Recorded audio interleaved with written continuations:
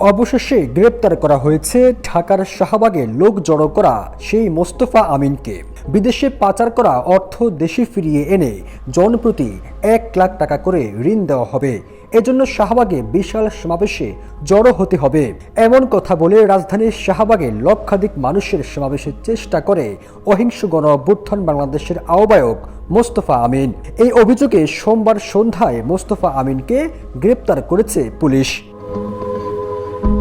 এসব অসহায় মানুষদের বলা হয়েছিল সোমবার সকাল 10টায় রাজধানীর শাহবাগে একটি গুরুত্বপূর্ণ সভা হবে, যেখানে ঋণ সংক্রান্ত সিদ্ধান্ত নেওয়া হবে। মূলত ঢাকা একটি সমাবেশ করার উদ্দেশ্যে এমন প্রলোভন দেওয়া হয় বলে জানা গেছে। এনজিও সংস্থার পরিচয় দেশের বিভিন্ন স্থানে কিছু মানুষকে বিনা সুদে ঋণ দেওয়ার আশ্বাস দেন, যারা বলেছেন ঢাকায় গেলে বিনা সুদে 1 থেকে 10 লাখ টাকা পর্যন্ত ঋণ দেওয়া হবে।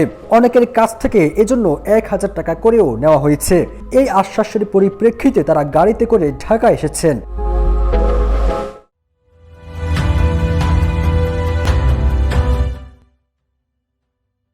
ঢাকায় আসা মানুষের কাছে অহিংস গণ অভ্যুত্থান বাংলাদেশ সংগঠনের ব্যানার, ফেস্টুন ও লিফলেট পাওয়া যায়। তাদের হাতে ফেস্টুনে লেখা ছিল, লুণ্ঠিত অর্থ উদ্ধার করব, বিনা সুদে পুঁজি নেব।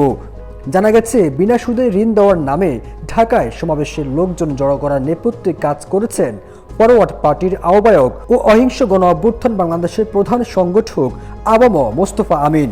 তবে অবশেষে তাকে গ্রেপ্তার করেছে পুলিশ। ফিরোজ আলম, জয় দিন।